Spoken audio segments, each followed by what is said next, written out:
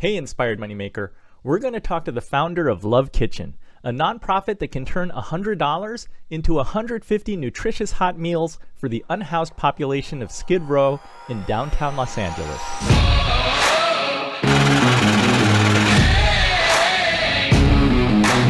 Episode 217 features Cari Golden, musician, songwriter, and founder of Lov Kitchen.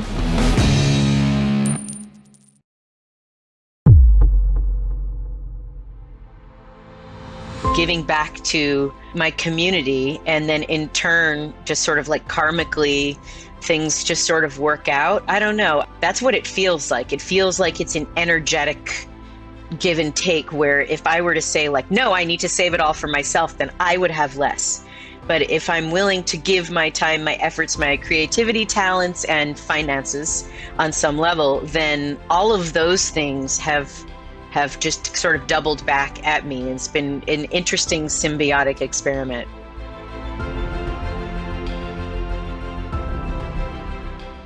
I'm Andy Wong, host of the Inspired Money podcast and financial advisor at Runnymede Capital Management. Our guest today is a friend of mine, Cari Golden. She's one of the most recognized voices in electronic dance music. Her music has been featured on Sex Now on HBO, Jay Leno's Garage, and the Netflix original series Gypsy, starring Naomi Watts. As a chef, she donates her time and talents every week to feed the unhoused in LA. While homelessness can feel like an overwhelming and complicated problem with no clear solution, Cari has taken it upon herself to help those in need. In this episode, you'll learn common misconceptions about people struggling with homelessness, tips from Cari about raising money, and the value of networking and partnerships to increase impact. Now let's get inspired with Cari Golden. Cari, welcome to Inspired Money. I'm so excited to have you on the show. Thanks, Andy. It's so good to see you too. You're my first high school classmate on the show, so welcome. Thank you. You have no idea how tempting it was to go grab our senior yearbook and show a picture of you, because you have not changed at all. And were you voted like nicest guy in senior superlatives? Not that I was aware of, but you look the same too. Thanks. I don't know how that happened, but maybe we just have a warped sense of aging or something. Yeah, I'm going to have like a nice frosted Sybil Shepherd lens or something. Putting Vaseline on the camera. Absolutely. Yeah, it's great to see you. It's great to see you. Let's jump right in. What's your earliest childhood memory of money? Well, it's really interesting. So when I was a little kid, one of the houses I was growing up in was in Culver City, California, here before we made our move to the East Coast. And my brother was, he was kind of a tricky kid. And he took me around the neighborhood, and we went and we cut some neighbors' roses off their rose bushes. And we went around the neighborhood knocking on doors. I think I was 3 years old. Knocking on doors and selling roses to the neighbors for 25 cents a pop. And I remember coming home with $1.25 and just thinking I was the richest 3-year-old in the world. That's my earliest memory of money. So I don't know if that's very ethical, but that's what it is. Did your supplier ever find out? You know what's funny is that I think it was our next door neighbor. Not only did they not care, but I think they actually cut some more roses for us and gave them to us to try to this is when you could, your kids could be 5 years old and walk around the block and knock on random doors and say, "Can I have a quarter?" And, it was 1975. So a quarter was like a big deal, still. I love it. I love it. Well, I know that you studied music. I know that you have training, like you went to culinary school too.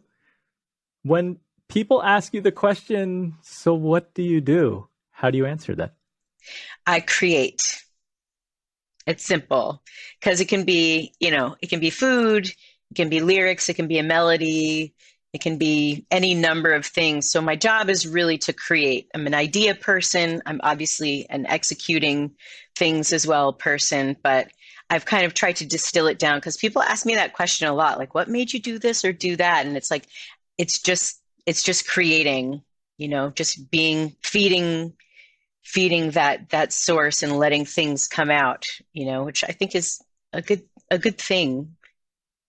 As a creator, what does Monday through Friday usually look like for you?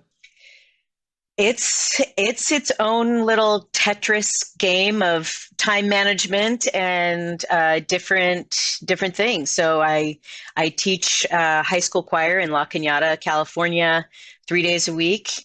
Private vocal sessions with the students there. I'm also a private vocal coach.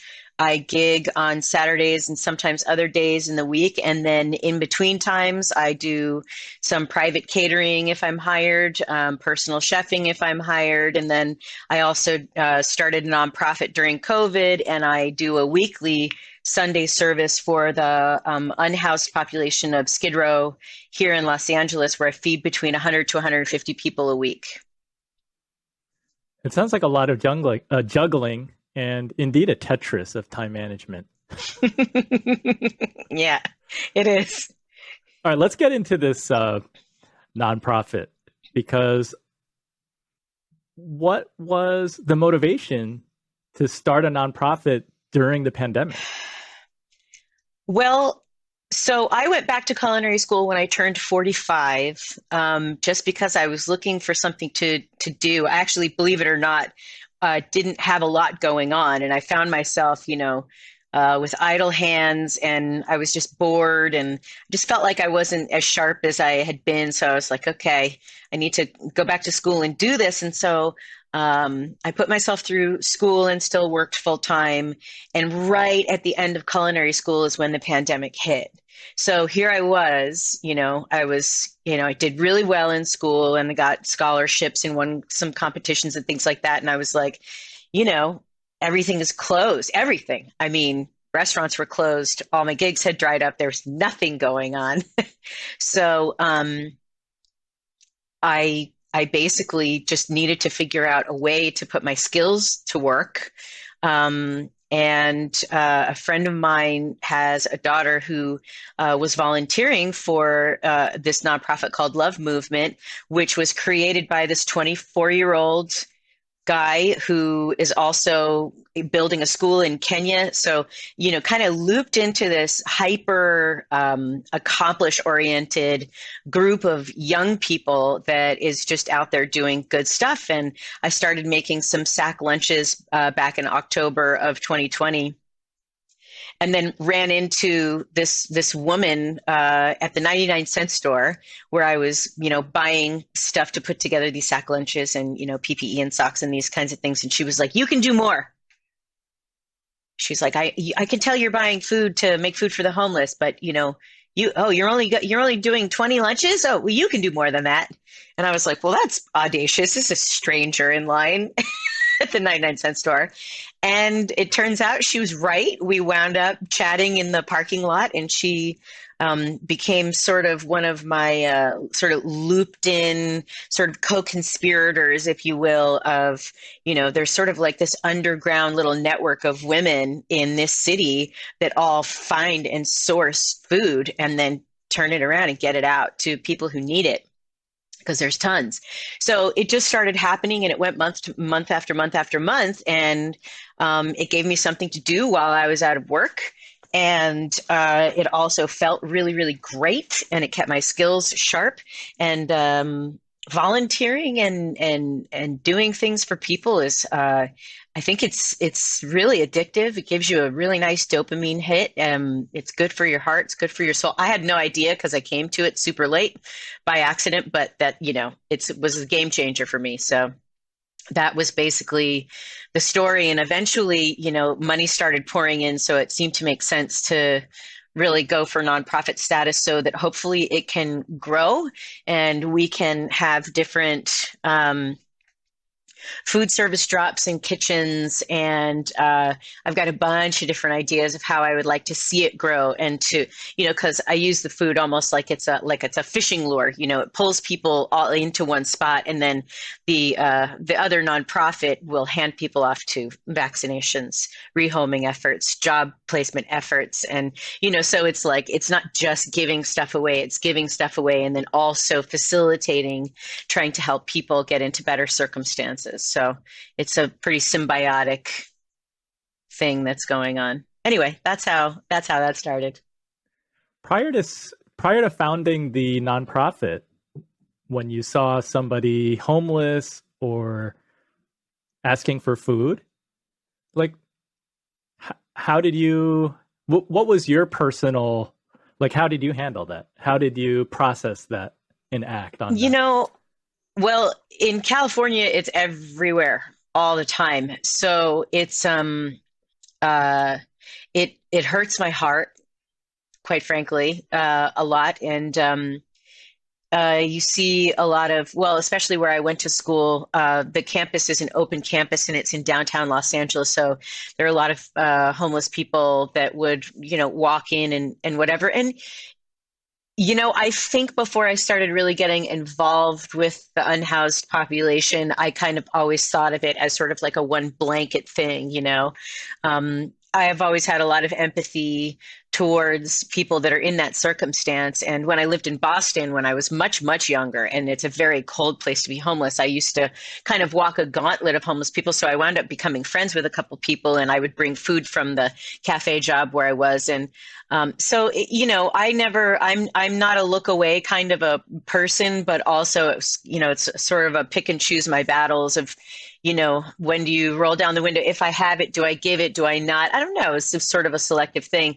But then when I started really getting involved with the unhoused population, you realize it's a real spectrum of issues and circumstances that wind up putting people in this position. And once you're in that position, it's incredibly difficult to get out, almost impossible. And so it takes a lot of people to help lift people out of those circumstances. And yeah, so no more blind eye for me, for sure. You befriended a couple of people in Boston. Now you're working with people directly every weekend. What have you learned about this population? Well, quite a lot. I mean, I think there's a misconception that everybody is mentally ill or a drug addict or a deadbeat or a criminal or something like that, and that's not the case. Very deeply religious people, some people who have spouses who've passed away and they had no job experience and have been thrust into homelessness. Um, of course, there are drug addicted and mentally ill, and a lot of times there's sort of a sort of a cocktail of different things that happen. But a lot of the people that I have met have full-time jobs, but those jobs don't pay enough for them to be able to afford housing, even low-income housing.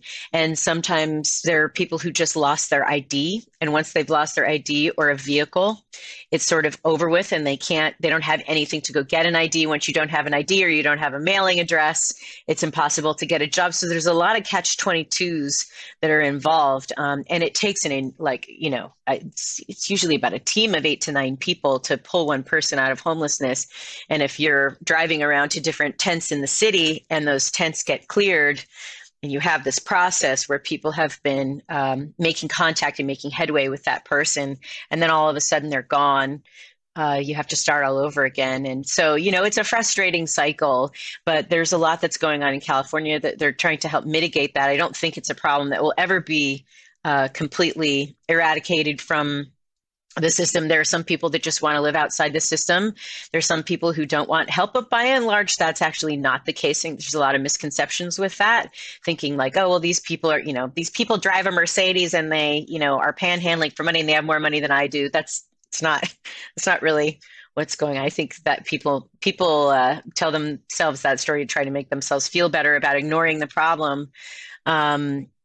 But it takes a lot of hard work on the part of nearly everybody, and I think the biggest first step is to open your eyes and really see it for what it is, rather than whatever it is that you want to make of it. And even if it's something simple, I make a ton of food on next to nothing because I've been able to, make a lot of strategic partnerships and shop really smartly, manage my time really smartly, and get creative with things that aren't expensive, and have been able to, contribute in that way. And even if it's just contributing to a nonprofit, whatever it is, $10, then you just fed 10 people in my service for one weekend, and I think most people can swing it for sure. Yeah, talk more about that, because this is the Inspired Money podcast. And right. That jumped out at me, that you can feed 100 or 150 people on $100. You can feed a lot more than that on $100, but I try not to feed people food desert food. So it's not just pasta. It's not just, I try to make sure that there are vegetables, and I try to make them taste really good. There's always at least 3 components to my Sunday meal. So there's a protein, and there's a carb, and some vegetables or a salad or something like that, so that people are getting a well-rounded meal when they leave. Because sometimes, that's going to be the only home cooked kind of food that some of these people will have maybe for their entire week. So I try to make sure that it's something that's not necessarily fancy, but sometimes it's pretty fancy, depending on what I'm able to source for that week. And I spend a lot of time trying to craft the message really. I just use social media basically to solicit donations, and I actually don't really ever ask for money. I just offer the people, the ability, if you should feel so compelled to donate to our cause. It's never, hey, we need your money, so do this. I think that psychologically couching it in a way that makes it optional, and also conveying and understanding that, I don't take a salary, and every single dollar that comes to me immediately goes back out into the community through the food. The only money that isn't food is, the consumables, like, aluminum trays and stuff like that the food gets put in. So I think that's also fostering a lot of trust between my nonprofit and the public. And then I also just try to bring a little human element and a little food for thought every time I post something. And I also think that having it be a nice round number is something simple for people. I feed 100 people for $100. Like, that's pretty great, right? So most of the time, the donations that are coming in are $100 at a pop. So, that's weeks and weeks and weeks, months and months that I can feed people, and that I know that I have that gamed out for so many weeks to be able to do that. So I think there is like a psychology part to it, of how you couch it and how you frame it, where I'm not really asking for money. I'm not badgering people or trying to guilt people, but just give them a little bone to gnaw on and think about, to, spark that empathy in people, to be able to be a part of something, even if it's even if it's passive, which is just, hey, support what I'm doing, and you by extension are then serving all of these people as if you were out there, doing it. I'm kind of curious, as a marketing case study, if you were to rephrase that as feeding 1,000 people for $1,000, will you start getting more $1,000 donations? I've gotten several of those. I don't really know. I mean, I'm only one person, and I do all the work myself right now. I'm like, just, I'm a networker, but also, and I'm sure you know this too. Like, it's kind of like you can be there's moths, and then there's the flame. And so I've actually had a lot of people offer certain things to me, and sometimes it's just not the right fit. So looking to expand, but in a way that's, comfortable and doable, at where I can actually pull people in to be able to help the process of this, that actually are coming from those same circumstances. So right now there's a few different possibilities for expansion that are in talks, soft talks with different kitchens and things like that.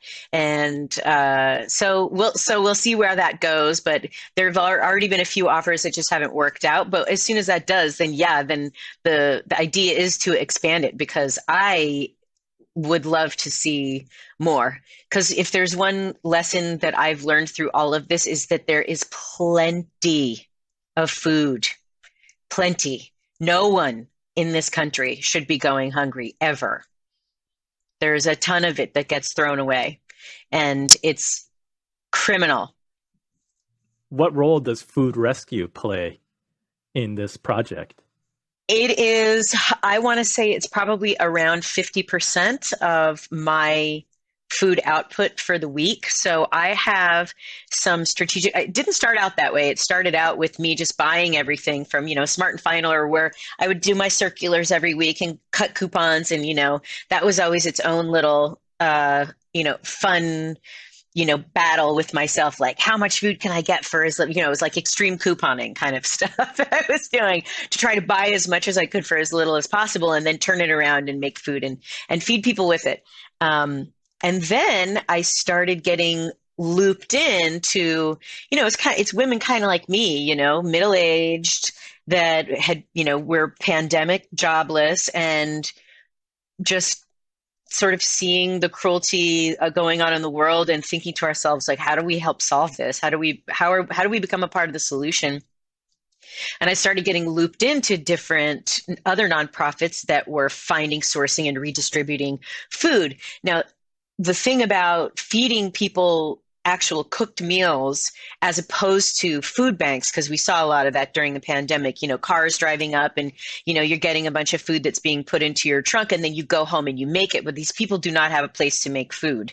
This is not an option for people that are living in tents or just on the street, downtown. So, having food banks and things like that isn't necessarily helpful in a lot of ways for those folks. So I found food banks where all their food didn't get maybe picked up. So they would call me and say, can you come and pick up all this stuff, all this canned food and bananas and like weird things like Oppo squash and, things that I had to look up even as a chef that I'd never even used before. And then figure out in my brain, this is another challenge that I loved, was like, all right, it's like kind of like being a kitchen witch, like look at what I've got in front of me. And then what can I make from that? And then making that. So it was finding, successive different partners, and then just having the time to, run across the city and pick up, 12 boxes of 100 croissants and figuring out how do I store that, so everything is a logistical, like I said, even just the nonprofit itself is its own little, Tetris thing. But I love that part of it. It's kind of my favorite part, going like, how do I solve this problem? I love the problem solving aspect of all of that. And so there's this entire network of people that are doing the same thing. So shout out to my partners is Food Forward that give me a call usually about once a month to go pick up produce from a farmer's market here in California, Torrance. It's usually around 15 to 18 boxes full of fresh produce that's all straight from the farm. It's organic. It's gorgeous. Like, I can't even afford to buy this food myself, but they don't want to take it back to the farm. So they have me come and pick it up, and then I'll sit and I'll process it for a couple days and freeze it for later services or send it out the door if I can. I also work in conjunction with another charity that feeds low-income seniors here in Burbank. And so if there's stuff that I know is going to go bad, like overnight or whatever, and it really needs to be used quickly, I make sure that gets out to these low-income seniors as well. So there's Food Forward, which is amazing. There's Copia LA, which goes around to different restaurants, actually. Like, I get rice from Cheesecake Factory and they'll pick up food and deliver it right to you if there's just stuff that's, that they've prepared too much of from a restaurant. So that's cooked rice? So yeah, usually cooked rice, right? Which is great because sometimes I don't have the time, and I'll be like, oh great, I can just add this cooked rice and it's just a done deal, Then there's Carrot, which is an app that was developed by this woman named Allison Schill. She's coming out with a documentary about the Unhoused here in Los Angeles that's really going to be insightful. I have learned so much from her about the different people in government and what they're doing surrounding the issue of the unhoused in Los Angeles. And she created an app whereby people who have too much food or whatever they have that's overage that's just going to be thrown away can log it into this app. And as if you've been onboarded as a nonprofit onto this app, you can see what's available, reserve it, and then go pick it up and take it to your community, which is so phenomenal. It's really, really cool. And then there's another nonprofit called Nourish LA, which is this really fabulous woman that does. Her name is Natalie Flores, who, again, in the pandemic, she just created this thing that started, pulling from different resources, and she does, these distributions weekly for her community for people who are food insecure. So, am I forgetting anybody? I think that's about it. But that's a lot, So it's all of these people kind of pulling together and finding each other and doing this. And I know that there's actually a really concerted effort underway right now, even in the city of Burbank, to try to find all of these independent people like me and pull them together to create an infrastructure.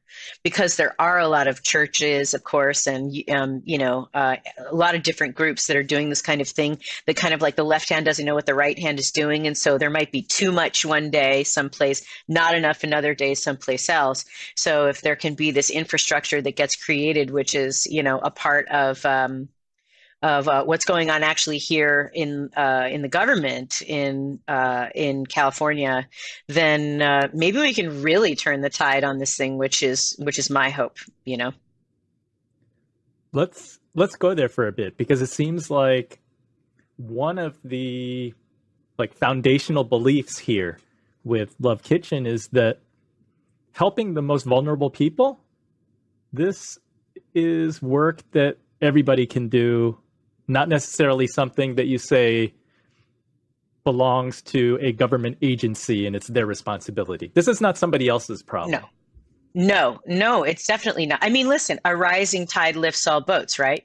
So, I mean, I never had kids. I never got married. I never had kids. So arguably I have maybe more time to devote to this stuff, and I can just do what I want, right? So when the pandemic hit and I was like, okay, well, how do I do what I want, which is cook? I just graduated from culinary school, I want to cook.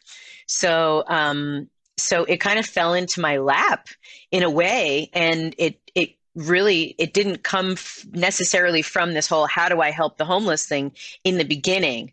It's always something that I have wanted to do since I was a teenager, actually, living in Boston and going like, how can I do this? How can I do this? And it was one of those things that I just nothing ever fit, nothing ever clicked until it did. You know what I mean? And so I was one of those people that really put off doing anything that could substantively help my community for years and years and years, probably because I was really struggling to try to make my living as a musician, and everything had to be about the survival thing.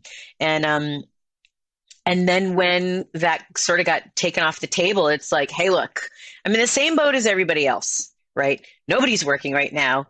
The playing field is leveled. This thing is not discriminating against whatever.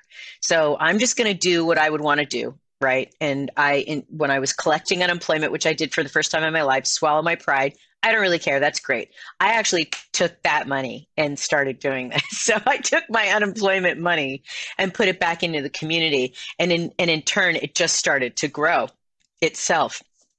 And I think that, like I was saying before, it doesn't necessarily have to be your whole life. You can just tithe. Like, I'm not really a religious person, but I view this as a tithing, giving back to my community. And then in turn, just sort of like karmically, things just sort of work out. I don't know. I mean, that's what it feels like. It feels like it's an energetic give and take, where if I were to say like, no, I need to save it all for myself, then I would have less. But if I'm willing to give my time, my efforts, my creativity, talents, and finances on some level, then all of those things have just sort of doubled back at me. It's been an interesting symbiotic experiment. That's really cool. Have you seen that Lov Kitchen opens up more opportunities for the commercial side of your business, meaning like the private catering? Yes. Or those gigs? Yes, it has. It has. In fact, today's my day off.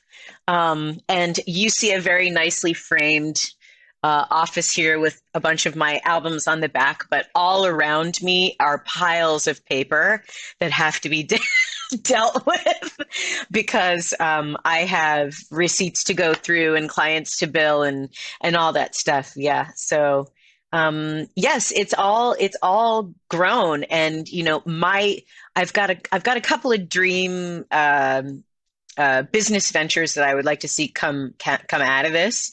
And one of them, I want to open like a pay it forward cafe where when you buy something, you automatically are paying for a meal for somebody else when you pay for your own. So when you come in and you get that sandwich, automatically there's going to be somebody that gets fed because you just bought from that cafe. I think it's an amazing business model. And like, I love John Bon Jovi. Shout out to Jersey. What he's doing with his cafes, where basically you come in and pay what you can. And if you can't pay anything, you're not going to leave hungry. You can always get food, which I think is just amazing. I also would love to do a food truck and just take it downtown and, just basically we make what we've got and we give it away until it's gone. And we go to a different place every day and just serve food to people. And as part of your Pay It Forward Cafe, I saw that you had a social media post on Facebook. Like, you also want to attach a laundromat and have some other like ancillary businesses. Well, I mean, I think that one of the things about serving down at Skid Row is so there's a shower station that's about a block away, and usually the line, like where we're set up, and I don't serve every weekend. I cook for every weekend, and I serve usually around once a month because I have a lot of other things that I sometimes have to do afterwards. So, I'm not always making all the food and running down there just to be completely, upfront about all of that. But when I do go down and serve, we have a place where we set up, and then there's about a block's distance, and there's a shower station down at the end of the block, and the line always extends that far. So a lot of times the unhoused are coming in, they're taking a shower, right? And we have a bunch of hygiene products too. So people will get hygiene products, go take a shower, and then come through the line to have a hot meal. And so to think about, one of the most difficult things when you're unhoused is, especially if you're trying to get yourself into better circumstances, or if you have a full-time job and you are unhoused, which is a lot of people, you have to have clean clothing. You have to be clean yourself. So to be able to have, a place where people can come, put a load of laundry in, go get a meal and wait for it to be done, be somewhere that's warm, instead of, sitting in Starbucks and doing whatever, do your laundry. And actually, when I lived in Manhattan Beach, California, there was a place called Harvey Washbangers, which was great because it was a bar. And it was a laundromat and in a coffee house, and they would have performances and stuff like that. So so it was really cool because you could sit there and drink coffee and work on your computer and get your laundry done. And so I'm just basically stealing that business model, but for anybody, but especially for the unhoused, it would be nice for them to have a place to do their laundry. Talk about the power of a hot meal. I got to watch some of the videos on your newly published website, which is really exciting. LovKitchen.org. It's about hospitality, right? You're preparing Always. This hot meal, which is not, it's much better than saying, here's a can of beans. Like, this is welcoming, and like you're extending, like you're cooking from the heart, and you're saying, here's a meal, I care about you. Yes, it's literally love. It's literally love. And for that entire community of people, the rest of us that are separated from that spend a lot of our time trying not to see it.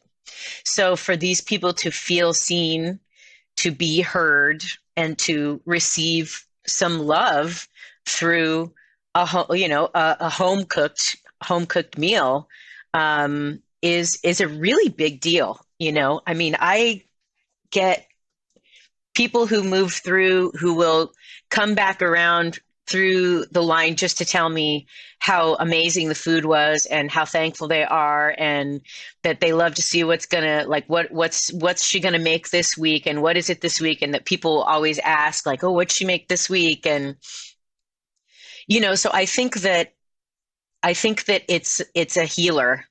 Food is a healer, especially when it's made and there's thought that's behind it.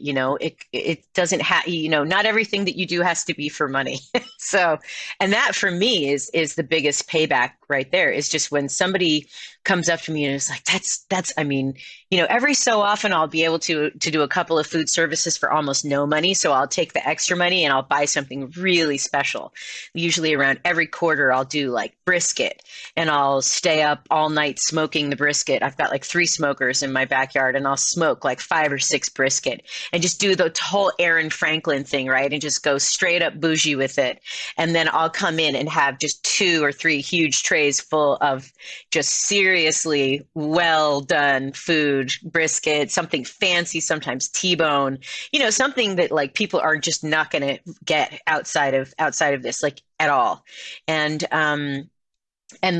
just the feedback from all of that is phenomenal. And I think it inspires people that are moving through the line to go, like I can. In fact, I've met several people who are formerly unhoused people of Los Angeles who have turned into business owners, who have turned around and have served that community, and they're super active trying to help people get back on their feet again. So that's kind of, yeah, I think you're right. It does heal people a bit to have some intention put behind what's in the food. How does it feel to receive that kind of gratitude from people? Amazing. I mean, it's great. It's wonderful. It's not the reason that I do it, but it is definitely a really solid motivator. As far as, okay, well, that was good. I always make a mental note too of the things that people really, really love, so I know what to repeat. And I just like to see people happy. It's not about what I get from it. It's about what I'm able to give to it. I want to make people feel loved. I want to make people feel cared for. I want to make people feel like maybe this harkens back to something that their mom or their grandma made for them. Because I learned to cook by watching my grandmother in the house that I live in now. This was my grandparents' house that I inherited. And so that's a lot of the reason why I started doing this kind of on a larger scale too, is because she was an amazing cook. And I want people to kind of feel like I'm sort of like the community grandma in a way, as far as, come on over here, you're going to have something to eat, no worries, we got you.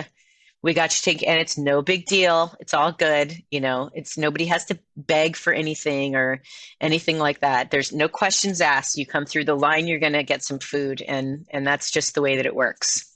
So, some dignity and I think is really important. I think for people to have to be allowed to retain their dignity in the circumstance. So when you're making brisket, you're cataloging which dishes got the best reception, and you're going to repeat those again. You've been at this for over a year now. Yep. Are more people coming? I'm just trying to get a sense Yes. of, I imagine that, Yes. the unhousing problem has not been solved, and now the word has gotten out. No. So in Los Angeles, there are around 69,000. Actually, I think it's more than that. 69,000 either intermittently or terminally homeless people. And so the issue is a large one for our city. And there are tons and tons and tons of charities that are doing similar things to what I'm doing. And it isn't going away.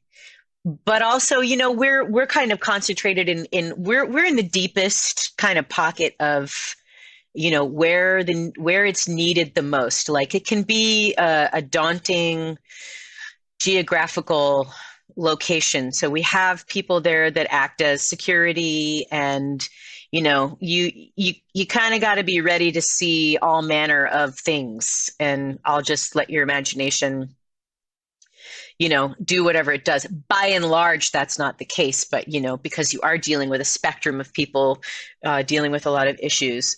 Yes, it's in a pretty dicey spot.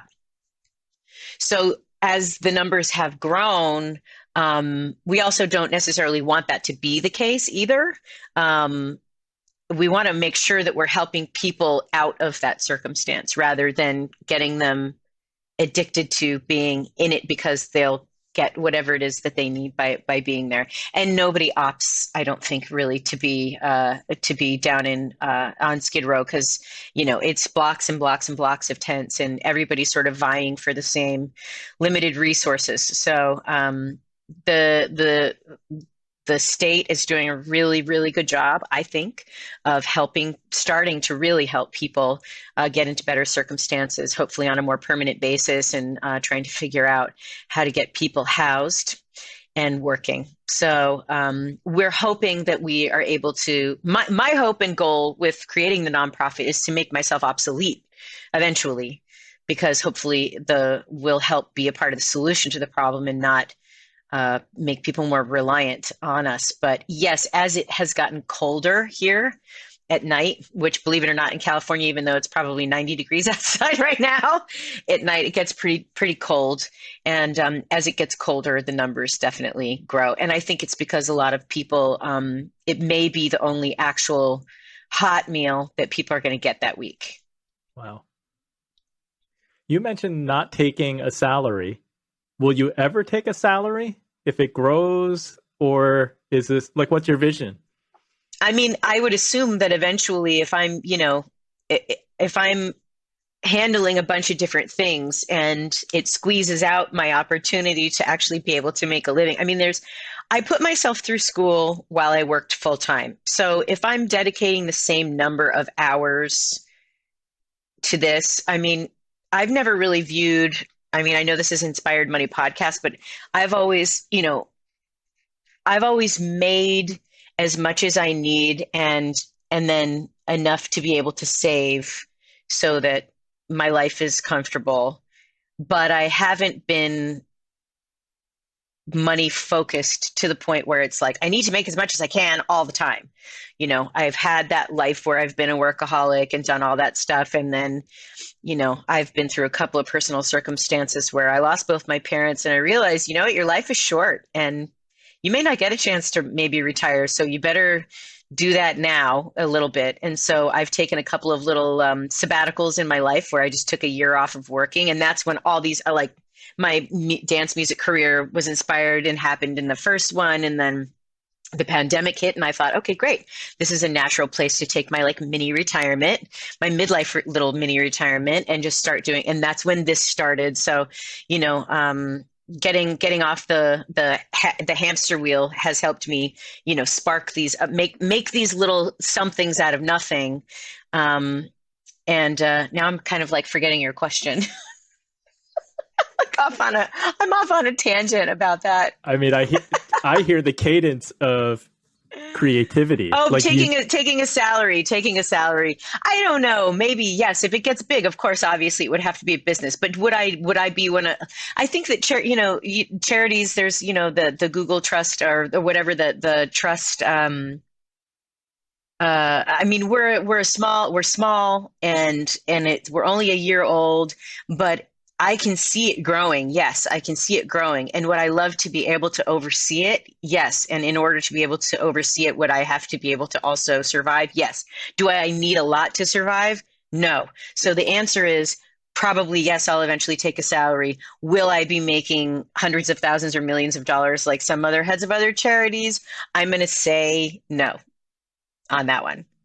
You're small but mighty. Tiny but mighty, baby. Yeah. I like to ask all the Inspired Money guests, how do you define success? Oh, happiness. I sleep well at night. My conscience is clear. I've got what I need, but I'm not hoarding anything.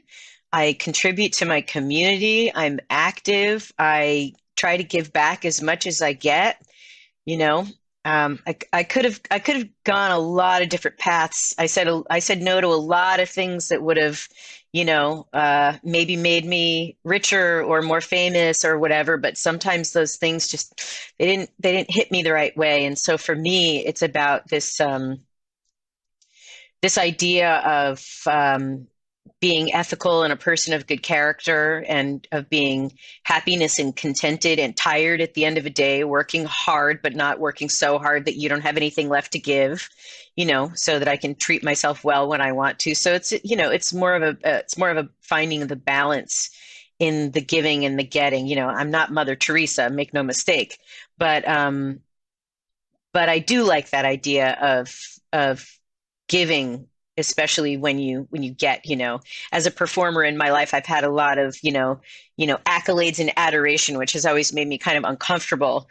And so in a way, it's a nice way to sort of like humanize all of that stuff. Like, when you put people and musicians and actors and people up on a pedestal and stuff, it's not healthy, as you can see by some of the people that, that get all this crazy amount of fame and whatever, and then they're just a destroyed human being. And it's, how do you function as a regular person anymore? How do you have any anonymity and go about your life? So that was something that I knew that was not going to work for me.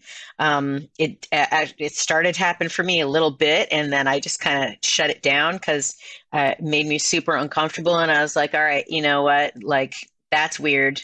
So let's really humanize all of this stuff, and just be normal, be regular, contribute to your community. So I teach and I perform and I write music.